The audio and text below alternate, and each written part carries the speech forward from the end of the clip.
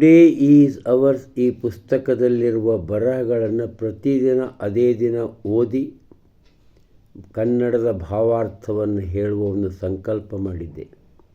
ಆದರೆ ಕೆಲವು ಕಾರಣಾಂತರಗಳಿಂದ ಸಾಹಿತ್ಯ ಸಮ್ಮೇಳನ ಹಾಗೂ ನನ್ನ ಹುಬ್ಬಳ್ಳಿಯ ಪ್ರಯಾಣ ಇವೆಲ್ಲ ಕಾರಣಗಳಿಂದಾಗಿ ನನಗೆ ಮಾಡಲಿಕ್ಕಾಗಲಿಲ್ಲ.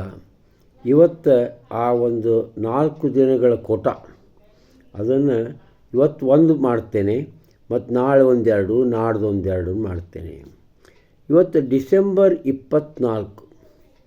ಡಿಸೆಂಬರ್ 24ರಂದು ಇರುವಂತಹ ಬರಹದ ಶಿರೋನಾಮೆ formula for peace. Formula for peace. The world would be better off if people tried to become better. And people would become better if they stopped trying to be better off.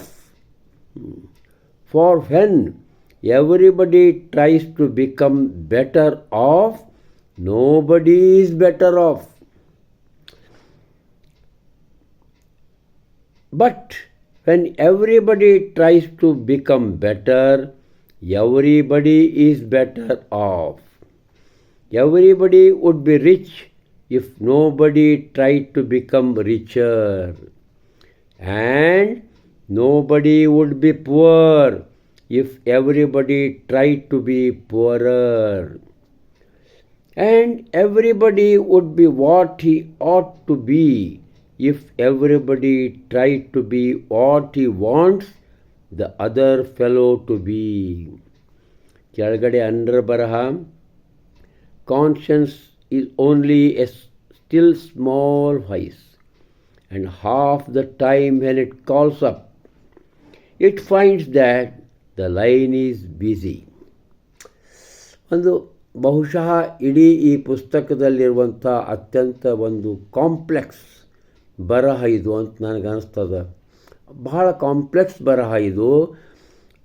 ಅದರ ಶಿರೋನಾಮೆ ಅರ್ಥ ಭಾಳ ಅತ್ಯಂತ ಸರಳವಾಗಿದ್ದರೂ ಬರಹದ ಅರ್ಥ ಮಾತ್ರ ಭಾಳ ಗಂಭೀರವಾಗಿದೆ. ಶಾಂತಿಯ ಸೂತ್ರಗಳು.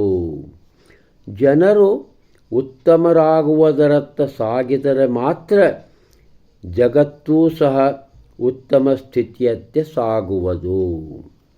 ಹಾಗೂ ಜನರು ಉತ್ತಮರಾಗಿದ್ದು ಆದರೆ ಒಂದು ವೇಳೆ ಅವರು ಇನ್ನೂ ಹೆಚ್ಚಿಗೆ ಉತ್ತಮರಾಗುವ ಪ್ರಯತ್ನಿಸುವುದನ್ನು ನಿಲ್ಲಿಸಿದರೆ, ಏಕೆಂದರೆ ಪ್ರತಿಯೋರ್ವರೂ ಹೆಚ್ಚು ಉತ್ತಮರಾಗಲು ಪ್ರಯತ್ನಿಸಿದಾಗ ಯಾರೂ ಉತ್ತಮರಾಗುವುದಿಲ್ಲ, ಅಂದರೆ ಶ್ರೇಷ್ಠರಾಗುವುದಿಲ್ಲ ಎಲ್ಲ ದೃಷ್ಟಿಯಿಂದ.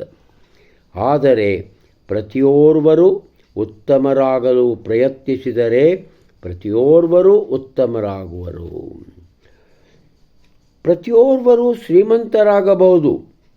ಒಂದು ವೇಳೆ ಯಾರೂ ಶ್ರೀಮಂತರಾಗಲು ಪ್ರಯತ್ನಿಸದಿದ್ದಾಗ ಮಾತ್ರ, ಅಂದರೆ ಪ್ರತಿಯೋರ್ವರೂ ಶ್ರೀಮಂತರಾಗಬಹುದು ಒಂದು ವೇಳೆ ಎಲ್ಲರೂ ಬಡವರು ಆಗುತ್ತಾ ಸಾಗಿದಾಗ. ಹೈಲಿ ಪ್ಯಾರಡಾಕ್ಸ್ ಅಂಥ ಬರಹಗಳಿವೆ. ಆದರೆ ನಾನು ಸಂಕಲ್ಪ ಮಾಡಿದೆ ಅಂತ ಓದ್ತೇನೆ, ನನಗಷ್ಟೊಂದು ಅರ್ಥ ಆಗಿಲ್ಲಿದು.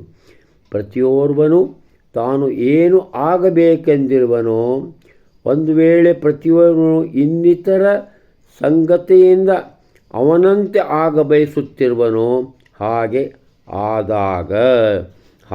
ಆದಾಗ ಮಾತ್ರ ಶಾಂತಿ ನೆಲೆಸುತ್ತದೆ. ಅಂದರೆ ಉತ್ತಮವಾಗಿ ಬದುಕಬೇಕು ಎನ್ನುವಂತಹ ಆಶಯ ಇಲ್ಲಿ ಉಂಟು. ಯಾವುದೇ ಥರ ಒಬ್ಬರಿಗೊಬ್ಬರಿಗೆ ಕಾಂಪಿಟೀಷನ್ ಮಾಡದೆ ಚೆಂದಾಗಿ ಬದುಕಬೇಕು. ಪ್ರತಿಯೊಬ್ಬರೂ ಶ್ರೀಮಂತರು ಆಗಬೇಕಾದ್ರೆ ಬಡವರೂ ಶ್ರೀಮಂತರಾಗಬೇಕು ಅನ್ನುವಂತಹ, ಅಂದರೆ ಹೆಚ್ಚಿಗೆ ಅವರಲ್ಲಿ ಆರ್ಥಿಕ ಒಂದು ಸದೃಢತೆ ಬರಬೇಕು ಅನ್ನುವಂತಹ ಆಶಯ ಮಾತ್ರ ಇಲ್ಲಿ ಉಂಟು. ಇದು ಬಹಳ ಕಾಂಪ್ಲೆಕ್ಸ್ ಬರಹ. ಇದು ನನಗೆ ಸರಿಯಾಗಿ ಅರ್ಥ ಆಗಿಲ್ಲ ಎಂಬುದನ್ನು ನಿವೇದಿಸುತ್ತಾ ನಮಸ್ಕಾರ.